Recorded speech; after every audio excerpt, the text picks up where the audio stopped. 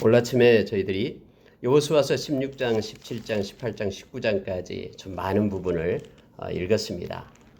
왜냐하면 땅 나누기를 오늘 마쳐야 되기 때문에 이렇게 긴 장을 읽었고요. 지명들이 너무나 많이 나오기 때문에 머릿속에 잘 정리가 되지 않죠.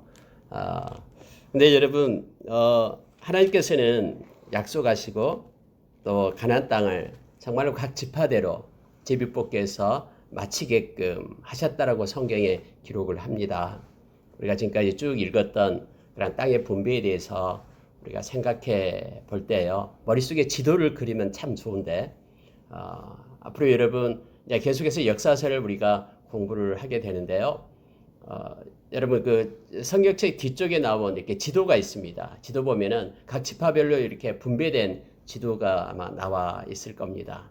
그것을 머릿속에 한번 생각해 두고요. 암기를 해두면은 이제 어떤 지명이 나올 때마다 이건 어디에 부분에 있고 어디에 있고 이것을 우리가 알 수가 있습니다. 일단 오늘 읽은 말씀 가운데 몇 군데를 우리가 묵상하고요. 그리고 끝날 때쯤에 그 지도에 대해서 잠깐 보고 오늘 말씀을 마치도록 그렇게 하겠습니다. 여러분 이제 유다 지파가 분배를 먼저 받았고요. 물론 이제 요단강 건너오기 전에 동쪽에서 두 지파 반, 루벤 지파, 갓 지파, 므낫세 반 지파가 이제는 배정을 받았죠. 분배를 받았고요. 가장 먼저 이제 그 건너와서 유다 지파가 먼저 배정을 받았습니다. 그러니까 9개 반지파가 이제 요단강을 건너와서 서쪽 지역에서 분배를 받아야 되는 거예요. 레위 지파는 빼고요. 먼저 유다 지파가 먼저 받았고요. 그다음에 16장에서는 두 번째로 받은 지파가 어디냐면은 바로 요셉 지파입니다. 요셉 지파는 두 지파가 있었죠. 므낫세 지파와 에브라임 지파가 있었습니다. 땅도 커요. 므낫세 반 지파는 이미 받았는데 원래 므낫세 지파, 므낫세가 장자죠 원래는. 근데 에브라임이 더 크게 될 것이다라고 야곱의 그런 축복처럼 에브라임이 크죠. 에브라임과 므낫세 지파가요 땅이 엄청나게 큽니다. 유다 지파만큼이나 커요. 특히 므낫세 지파는 진짜 땅 그 규모로 넓이로 봐서는 굉장히 넓죠. 제일 넓죠. 두 군데가 있기 때문에요. 그래서 유다 지파가 먼저 받고 그다음에 요셉 지파가 받아요. 근데 이것이 다음에는 이제 남유다가 되고 그다음에 북이스라엘이 될 때 이게 중심이 되는 거예요. 요셉 지파하고 유다 지파가 중심이 돼서 이렇게 남북 시대로 갈라지게 됨을 알게 됩니다. 여러분 10절에 한번 보십시오. 16절 10절을 보니까 그들이 게셀에 거주하는 가나안 족속을 쫓아내지 아니하였으므로 가나안 족속이 오늘까지 에브라임 가운데 거주하며 노역하는 종이 되니라 해서요. 전체 가나안 땅에 있는 그러한 그곳에 살고 있는 가나안 족속들을 다 쫓아내지 못합니다. 그래서 중간중간 남겨둬요. 그러면 이스라엘 백성이 힘이 강할 때는 그들을 노역을 시키고 종으로 삼지만 대신 이스라엘 백성이 힘이 없을 때는 그들로부터 가시처럼 굉장히 억압을 받고 지배를 받는 일들이 나타나게 됩니다. 우리가 이제 뭐 이번 주 중간쯤에서 사사기로 들어가겠습니다만은 사사시대가 될 때에 계속해서 이 싸움입니다. 하나님의 백성이 하나님의 말씀을 잘 듣고 순종하고 할 때는 하나님이 사사를 통해서 이렇게 구원을 주고 하나님께 부르짖고 할 때 구원을 주죠. 그러나 하나님을 떠나고 그들이 가증한 일을 행하고 우상을 섬길 때에는 주변에 그런 남겨둔 이들이 가시가 되어서 그들을 억압하고 그러면부터 이스라엘 백성은 하나님 앞에 엎드려 울부짖고 회개하고 돌아오면 다시 또 하나님은 그들을 또 세워주고 이런 과정들이 계속해서 반복되고 있음을 사사기에서 우리가 보게 됩니다. 여기서도 역시 게셀에 거주하는 가나안 족속을 쫓아내지 못했다라고 성경은 기록하고 있음을 보게 됩니다. 여러분 17장에 넘어가면은 이제 므낫세 지파에 대한 내용이 나오는데요. 특히 므낫세 지파는 특징이 있어요. 므낫세 지파가 뭐냐면 가족이 종족이 원래 8개 종족밖에 되지 않습니다. 근데 므낫세 반지파로 해서 그 가나안 땅 넘어오기 전에 그 므낫세 반지파가 기업을 받았죠. 가장 위쪽에 기업을 받아요. 그 헬몬산 있는 쪽에 기업을 받습니다. 그러면 그때는 2개의 종족만 그곳에서 받아요. 그럼 나머지 6종족은 이쪽으로 넘어와서 받게 되는 거예요. 근데 여러분 그 중에 6종족 중에 3절을 보시기 바랍니다. 17장 3절에 보면은 헤벨의 아들 길앗의 자손 마길의 증손 므낫세의 현손 슬로브앗의 부앗은 아들이었고 딸뿐이요 그 딸들의 이름은 말라와 노아와 호글라와 밀가와 디르사라. 그들이 제사장 엘리아살과 눈의 아들 여호수아와 지도자들 앞에 나와서 말하기를 여호와께서 모세에게 명령하사 우리 형제 중에서 우리에게 기업을 주라 하셨다 하매 여호와의 명령을 따라 그들에게 그의 아버지 형제들 중에서 기업을 주므로 이렇게 되어 있죠. 여러분 이 내용이 슬로브앗의 딸들의 이름이 5명인데 계속해서 나오고 몇 번 반복해서 나와요. 이게 왜 이렇게 중요한가? 왜 이렇게 반복해서 성경에 기록되는가? 우리가 이렇게 의아해할 수가 있어요. 그런데 여러분 그때 당시에는 이 아이들과 여자들의 그러한 힘은요 굉장히 미비합니다.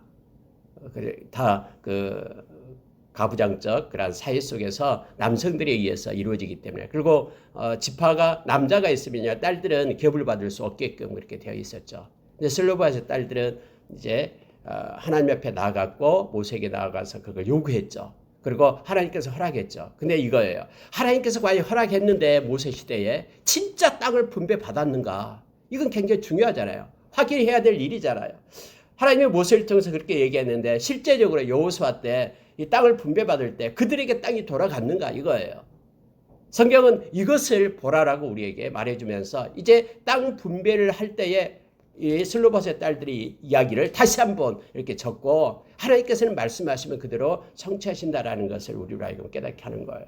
여러분 우리가 이사야서 46장에서가 나오고 있죠. 하나님은 말씀하시면 반드시 성취하시고 하나님의 계획은 반드시 시행된다라고 우리에게 말씀해주고 있죠. 이처럼 슬로봇의 딸들의 얘기가 다시 한번 나오고 있습니다. 하나님께서 말씀하시고 명령한 것들은 세월이 지나도 그게 흐트러지 먹고 소멸되는 것이 아니라 정확하게 분배되었다라는 것을 우리로 하여금 알고 깨닫게 합니다. 자, 이러한 내용으로 쭉 나오다가요. 17장 12절에 보시기 바랍니다. 그러나 므낫세 자손이 그 성읍들의 주민을 쫓아내지 못하며 가나안 족속이 결심하고 그 땅에 거주하였더니 이스라엘 자손이 장성한 후에야 가나안 족속에게 노역을 시켰고 또 쫓아내지 아니하였더라. 이런 식으로 기록이 되어 있습니다. 역시 이게 므낫세에 있는 그런 가나안 족속도 역시 쫓아내지 못했다. 근데 그들이 결심하고 그곳에 거주했다라고 말합니다.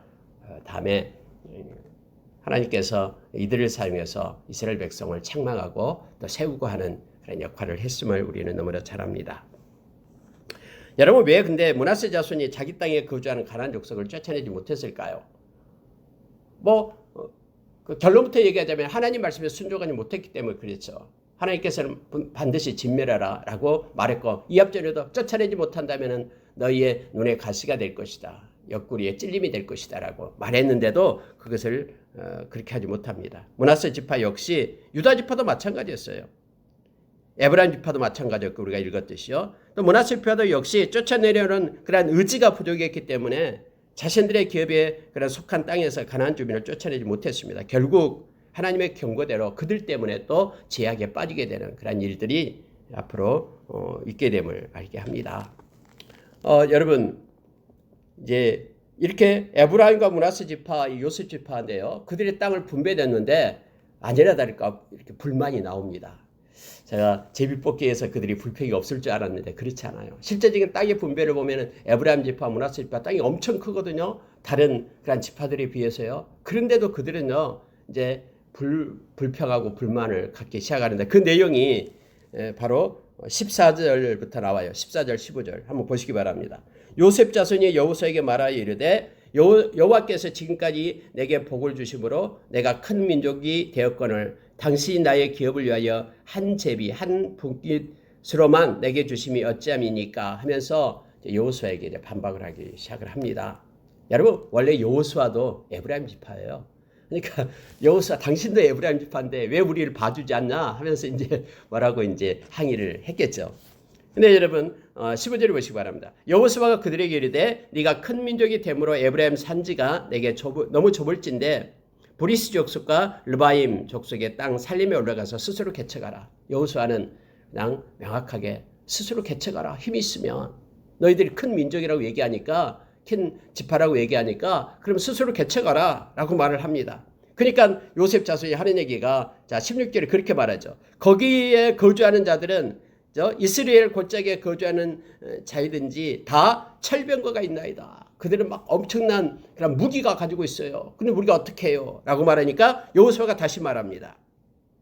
나는 큰 민족이요 큰 권능이 있은즉 한 분기만 가질 것이 아니라 이 산지도 내 것이 되리니 비록 살림이라도 네가 개척하라. 그 끝까지 내 것이 되리라. 가나안 족속이 비록 철병거를 가졌고 강할지라도 네가 능히 그를 쫓아내리라. 이렇게 명령을 합니다.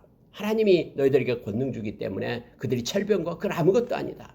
너희들 의지만 있으면은 그걸 쫓아내라. 이런 식으로 해서 그들의 불만을 잠재웁니다. 근데 여러분 실제적으로요. 제 2차 인구조사를 했을 때 요셉 지파는 인구가 확 줄어들었어요. 그러니까 에브라임과 므낫세 자손을 합해서도 6만 명이 되지 않았습니다. 마지막 인구조사할 때 실제적으로 가장 많은 그런 지파가 유다 지파였죠. 7만 몇 명이 됐고요. 그 다음에 6만 명 이상의 지파들이 굉장히 많아요. 그 지파들이 상당히 많습니다. 단 지파, 이사갈 지파, 스불론 지파 이들은 다 6만 명 이상이에요. 근데 요셉 지파는 두 지파를 합해도 6만 명이 안 됐어요. 그래서 그들이 실제적으로 주장하고 우리가 큰 민족이다라고 주장하는 것이 결국은 자기 억지다라는 것을 우리가 알 수가 있어요. 이렇게 제비뽑기 해도 저런 불만을 가집니다. 그런데 여호수아가 지혜롭게 그들로 하여금 개척하라고 하나님께서 너희들에게 힘을 준다라고 해서 이걸 평정시키고 있음을 보게 됩니다. 만약에 이걸 번복해서 다시 또 지파를 주고 분깃을 한 개가 더 주고 그랬으면 또 다음 지파들이 또 분란을 일으키고 불평했겠죠. 자, 이러한 상태에서 이제 유다 지파와 요셉 지파가 이제 분배가 됩니다. 근데 나머지가 이제 7지파가 있잖아요. 7지파. 므낫세 반지파하고 또 에브라임 지파, 유다 지파는 했고요. 7지파가 남아 있는 거예요. 근데 얘들이 가만히 있는 거예요, 이 사람들이. 그래서 여러분 18장에 가 보면요. 여호수아가 그들에게 이렇게 말합니다.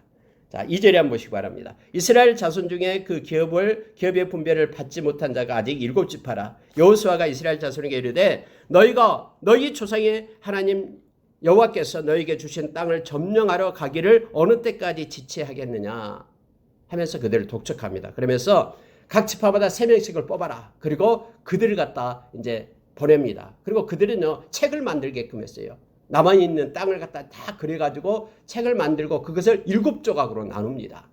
7조각으로 나눠가지고 그때 당시 이제 실로에 하나님의 그 성막을 세웁니다. 원래 실은 실로가 에브라임 지파 땅에 있거든요. 실로에 세워서 그 실로 하나님의 그 성막 앞에서 이제 제비뽑기를 하는 거예요. 나머지 7지파요. 그래서 어떻게 하냐면은 항아리 2개를 갖다 놓고요. 한쪽에는 7지파 이름을 써놓고 한쪽에는 7조각으로 나눈 그것을 집어넣고 이쪽에서 뽑고 이쪽에서 뽑고 이런 식으로 해서 그 제비 뽑아서 각 지파의 위치를 정했을 것이다라고 많은 학자들이 그렇게 얘기를 하고 있습니다. 그런 방식으로 제비 뽑기를 했다라고 말합니다. 성경에는 동일하게 자 18장 7절에서요. 레위 사람은 너희 중에 분깃이 없나니 여호와의 제사장 기쁨이 그들의 기업이 됨이며 해서 이것도 철저하게 그렇게 지켜졌음을 성경은 말해주고 있습니다. 자, 넘어가면요. 9절에 보니까 그 사람들이 가서 그 땅을 두루다니며 성읍을 따라서 7부분의 책을 그려서 실로 진영으로 돌아와 여호수아에게 나오니 여호수아가 그들을 위하여 실로의 여호와 앞에서 제비를 뽑고 이제 그가 거기서 이스라엘 자손의 분파대로 땅을 분배합니다. 네, 차근차근 이제 분배가 되기 시작하는데요. 베냐민 지파가 이제 먼저 분배를 받습니다. 7지파 중에서요. 그래서 베냐민 지파는 이렇게 밑에는 유다 지파고 그 위쪽으로는 이제 요셉 지파, 특히 에브라임 지파 밑에 오른쪽에 이제 분배를 받게 되죠. 땅은 조금해요. 베냐민 지파. 근데 베냐민 지파가 받은 그런 땅 가운데에는 비옥한 토지가 있습니다. 예루살렘도 있고요. 여러 그 땅들이 좀 많이 있었음을 보게 됩니다. 베냐민 지파의 받았던 내용들은 쭉 해서 18장 하반절에 자세하게 기록되어 있습니다. 그리고 두 번째로 이제 받은 게 시몬 지파가 됩니다. 시몬 지파는요 가장 인구수가 적은 그런 지파였습니다. 그래서 시몬 지파는 독특하게 어디에 받냐면요 남유다 지파 그 중심에 밑에 아래쪽 중심에 이게 유다 지파 가운데 땅을 분배받아요. 유다 지파 너무 큰 땅을 가지고 있었거든요. 그래서 유다 지파 가운데에 물론 유다 지파가 허락을 했겠죠. 시몬 지파에게요. 그래서 함께 시몬 지파가 그 중심의 가운데에서 이제 아랫 지역에서 분배를 받습니다. 시몬 지파 중심은 바로 거기에 나와 있는 그 19장에서 나와 있는 내용 중에요. 브엘세바가 이제 중심이 됩니다.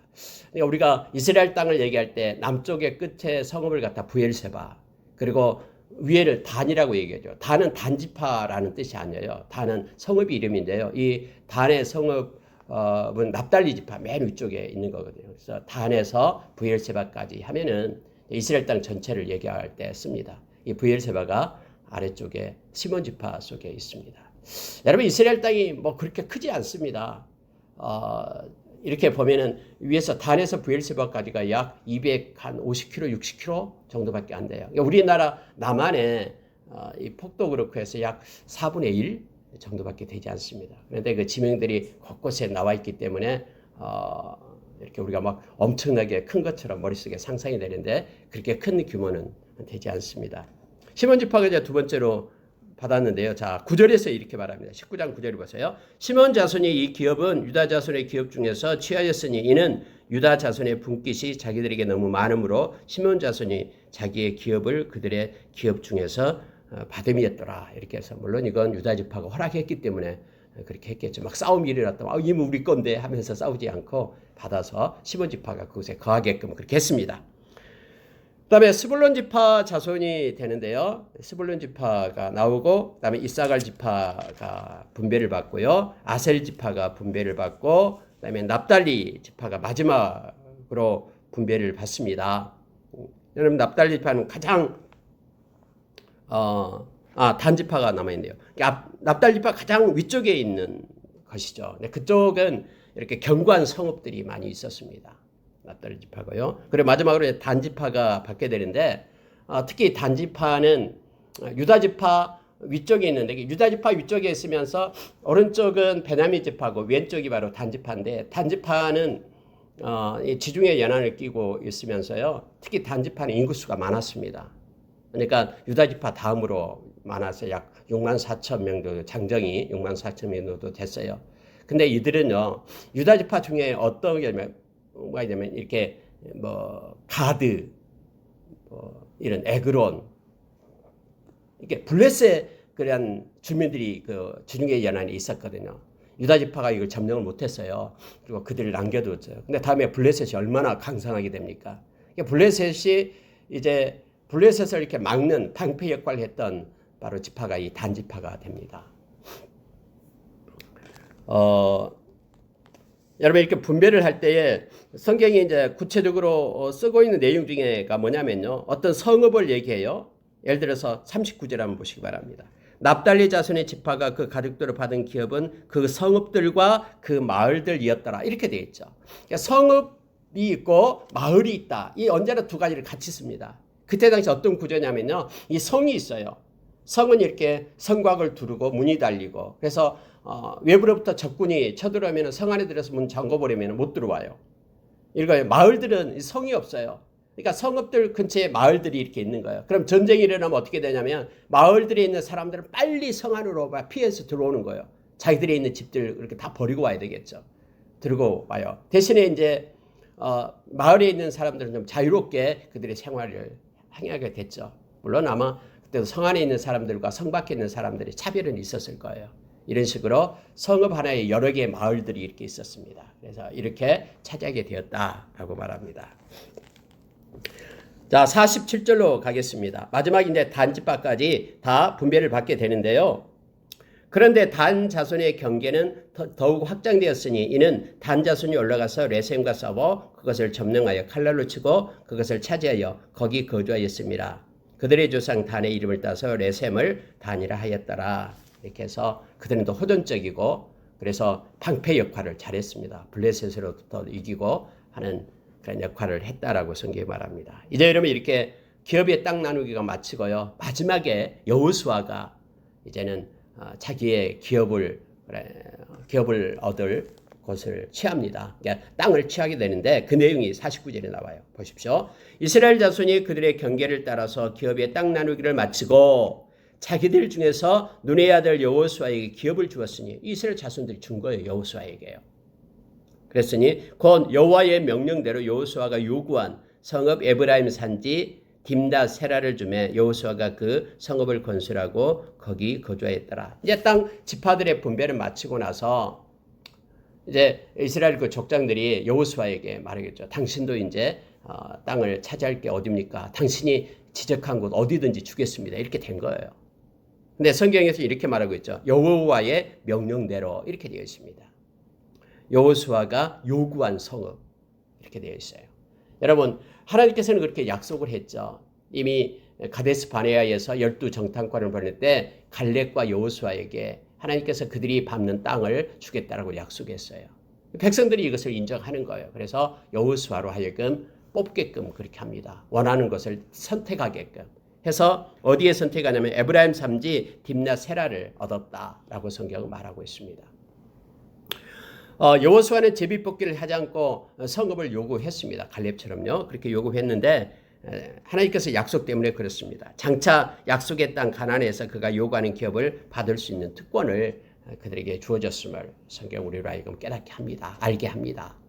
여러분 원래 아까도 얘기했지 여호수아는 그 에브라임 지파에 속했어요. 그래서 에브라임 지파 있는 산지를 택해서 그곳으로 가게 됨을 알게 됩니다.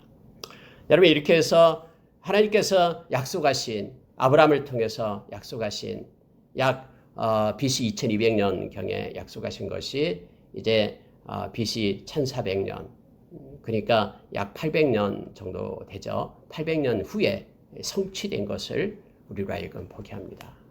놀랍고요. 하나님께서는 저와 여러분을 위하여 말씀했습니다. 예수님께서 요한복음 14장에서 예수님께서 우리를 위하여 거처를 예비하러 간다라고 말씀했습니다. 그리고 이제 우리 주님의 그 때가 되면 예배하게 되면 우리 주님이 오셔서 주님이 있는 곳에 우리도 함께 있게끔 하시겠다라고 약속했거든요. 우리는 이 말씀을 믿습니다.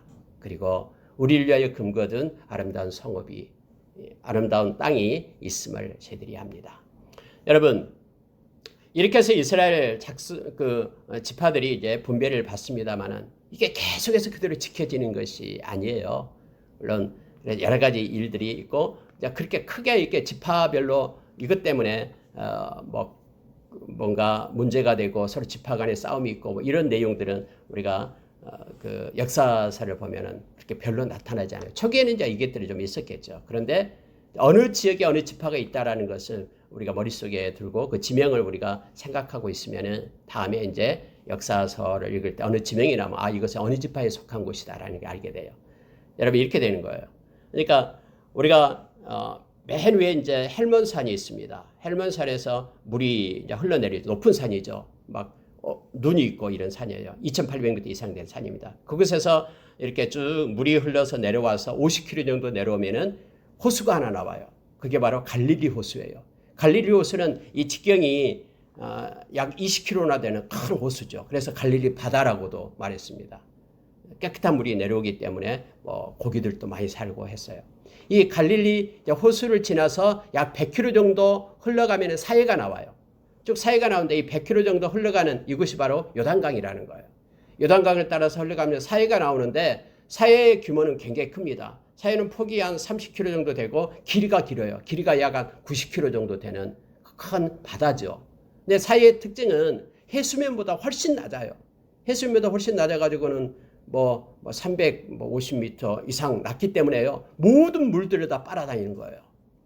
그리고 나가는 데가 없어요. 더 낮으니까 우리는 나갈 데가 없어요. 그래서 그곳에는 이제 염분이 많고 고기들이 살지 않는. 근데 요즘에는 연구하니까 여러 가지 것들이 살고 있다라고 합니다. 네. 또 이런 식으로 해서 이제 연결이 돼서 이렇게 딱 나눠지는 거예요. 그러면은 이렇게 해서 이제 그 헬몬산으로부터 밑에 사해 끝자락까지가 약 아까 260km 정도 되는 거예요. 그러면 지형으로 보면은 이렇게 이제 오른쪽과 왼쪽이 나눠지는데요. 이 동쪽에서 우리가 두 지파 반이 이제 받았죠. 그래서 가장 위에가 므낫세 반지파가 있게 됩니다. 므낫세 반지파가 거기에 헬무산 근처에서 받고요. 그리고 내려와서 두 번째 받는 것이 갓지파가 받아요. 동쪽에는요. 갓지파는 어디서부터 받냐면은 그 아까 얘기했던 갈릴리 호수에서 밑에 사해까지 그 경계선에서 왼쪽은 다 이제 갓지파 거예요. 그것이 V자 형태로 쑥 들어와서 이제 땅을 받아요. 근데 갓지파가 받은 땅에서 뭐 라못이 있고요. 여러 군데가 있습니다. 그리고 밑에 이제 가장 밑에 부분이 뭡니까? 이 사해 시작되는 부분부터 한 절반 정도까지가 이제 므낫세 지파가 그곳에서 받게 됩니다. 헤스본이 그곳에서 헤스본 왕 시온이 이겼잖아요. 그래서 그 땅을 므낫세 그 르우벤 지파가 받게 됩니다. 여러분 지역을 보면 이렇게 되는 거예요. 그래서 동쪽에 그 위쪽으로는 바로 그 땅이 아람 지역이에요. 아람 나라예요. 그 헬몬산에서 50km 정도만 가면은 이제 다메섹이 있는 것이죠. 아람의 수도였던 다메섹이 있고, 그 다음에 갓지파와 갓지파와 르우벤 지파 그 옆에는 암몬 족속이 거기서 살고 있었어요. 그리고 이 르우벤 지파 밑에 쪽에 사해 밑에 쪽에는 모압 족속이 있고, 모압 족속 밑에가 바로 이제 그 세일산이 나오면서 에돔 족속이 살고 있는 형태입니다. 그와 같은 구조 속에서 이스라엘 백성이 있고요. 이처럼 강을 지나서 서쪽으로 가면 가장 밑에 부분이 이제 유다 지파가 있고, 그 밑에 부분 중간에 시몬 지파가 중간에 있죠. 유다 지파가 있는 땅의 중심은 그 헤브론 땅이 헤브론, 그 갈렙이 성취했던 그 헤브론 땅이 다음에 그 다윗이 그곳에서 이제 수도를 세우잖아요. 남유다의 수도를 7년 반 동안 그곳에 있다가 예루살렘으로 올라가게 되죠. 아까 얘기했던 시몬 지역의 중심은 브엘세바가 되고요. 그리고 유다 지파 바로 올라가면 이제 두 지파가 딱 있는 거예요. 이제 서쪽에 와서요. 이제 오른쪽에 있는 지파가 바로 베냐민 지파가 있게 되고요. 여기가 예루살렘이 그 속에 있게 되죠. 그래서 다음에 남유다가 할 때는 이 베냐민 지파와 그리고 유다가 합해져서 이제 남유다가 되는 거예요. 예루살렘. 물론 그 베들레헴을 얘기할 때 베들레헴은 밑에 유다 지파 쪽에 있습니다. 그리고 이제 왼쪽에 있는 것이 바로 단 지파입니다. 단 지파는 아래쪽에 그 지둥해 쪽에는 아까 얘기했던 블레셋 지파와 경계선 속에서 있게 되고요. 그 위에가 이제 에브라임 지파가 있게 됩니다. 에브라임 지파에는 아까 실로가 있고 하나님의 성막이 있었던 곳이 바로 실로입니다. 그 위에가 이제 므낫세 지파가 되죠. 므낫세 지파의 또에는 그쪽에는 그 도시들이 사마리아가 있고요. 그다음에 디르사가 있는 거예요. 다음에 사마리아가 이제 그런 이스라엘의 이제 수도가 되는 것이죠. 그리고 므낫세 지파 위쪽이 이제 세 개 지파가 딱 나옵니다. 가장 오른쪽 지파가 거기가 왼쪽 지파가 이제 에셀이 되고요. 그다음에 가운데가 스불론이 되고 오른쪽이 이제 이사갈 이렇게 세 개가 나란히 있고, 그 가장 지중해 쪽에 있는 그 아셀 지파는 이렇게 모양 자체가 이렇게 길쭉해요. 그래서 위에까지 쭉 올라가고요. 그리고 아까 얘기했던 스불론 지파와 그 이사갈 지파 그 위쪽이 가장 꼭대기인 납달리 지파가 있게 됩니다. 이렇게 해서 12지파가 있게 되는데, 납달리 지파의 아까 성읍이 단이 되고요. 밑에 시몬 지파에서 브엘세바까지를 이제 통칭 그렇게 단에서 브엘세바에서 단까지 이스라엘 전체를 말하고 있는 것을 보게 됩니다. 중요한 도시들이 있는데 그것들을 여러분 지도책에서 보면서 머릿속에 자주 보면은요, 다음에 이 역사서를 읽게 될 때 머릿속에 어디에 지파 지금 어디 있고 싸움이 여기서 있는데 여기는 어디와 경계선에 있고 이런 것들을 알게 되면 훨씬 더 재미있고 이해가 빨리 됨을 알게 됩니다. 여러분 말씀을 마치겠습니다. 오늘 여러분 하나님께서는 그렇게 약속하신 것들이 그대로 이스라엘 백성에게 지파의 땅이 분배됨으로 해서 성취된 것임을 보게 됩니다. 그러나 중요한 것은 뭐냐면 그들 그 모든 지파 사이사이에 아직 정복되지 않는 그러한 가나안 족속들이 있었다라는 것을 성경이 말해주고 있고요. 이것들이 다음에 하나님의 도구로 사용이 됩니다. 그리고 이것들이 이스라엘 백성을 힘들게 하고 또 죄에 빠지게 하고 이런 일들이 계속해서 일어나고 있는 것을 우리가 사사기서에서 보게 됩니다. 말씀을 마치겠습니다. 여러분과 저를 위하여 우리 주님께서는 기업을 예비하러 가셨습니다. 그리고 반드시 우리 모두에게 아름다운 땅이 분배됨을 알게 합니다. 오늘 하루도 신실하신 우리 주님과 동행하는 하루가 되기를 원합니다. 우리의 땅은 이 땅에 있는 것이 아닙니다. 우리의 땅은 하나님의 나라에 있기 때문에 언제나 우리가 하나님의 나라의 법과 또 하나님의 나라의 논리와 가치로 살아가기를 원합니다. 예수님이 이 땅에 오셨을 때 가장 먼저 천국이 가까이 왔다라고 외쳤죠. 하나님의 나라를 증거하기 위해 오셨고요. 예수님께서 또 부활하시고 떠나실 때도 40일에 떠나실 때도 하나님의 나라의 일을 가르쳤다라고 말합니다. 우리도 역시 하나님의 나라, 하나님께서 우리에게 주신 그런 기업을 소망하면서 이 땅에서 좀 적게 가졌다고 불평하고 원망하지 말고요. 하나님의 나라, 나를 위하여 예비해 둔 그것을 생각하며 가장 아름다운 것을 기억하며 우리가 매일 기쁨으로 구원의 감격으로 사는 저와 여러분 되기를 원합니다. 함께 기도하겠습니다.